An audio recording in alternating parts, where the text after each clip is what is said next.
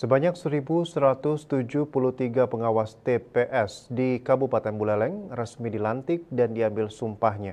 Pelantikan yang dilaksanakan oleh masing-masing panwaslu kecamatan di 9 kecamatan ini menjadi langkah penting dalam mengawal puncak penyelenggaraan pilkada serentak mendatang.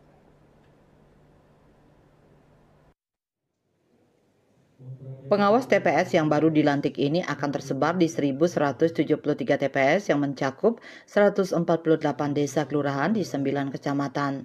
Kecamatan Buleleng merupakan daerah dengan pengawas terbanyak yakni 212 pengawas TPS.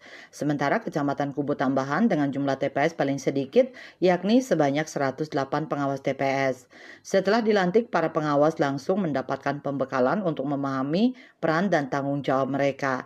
Anggota Bawaslu Provinsi Bali, Ketut Aryani menegaskan bahwa pengawas TPS harus independen dan tegak lurus dalam melakukan pengawasan. PTPS. Yang pertama saya tekankan bagaimana seluruh PTPS itu harus bersikap independen dalam melakukan pengawasan, juga tetap tegak lurus, tidak boleh berpihak kepada siapapun. Yang kedua, harus memahami terkait dengan aturan dan ketentuan serta regulasi dalam hal melakukan pengawasan dalam tahapan yang mereka awasi.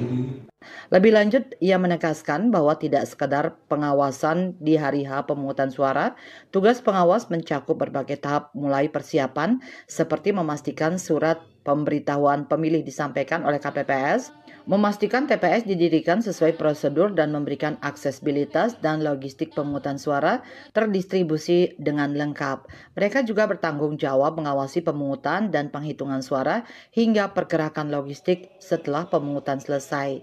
Yasri Yuli, Bali TV.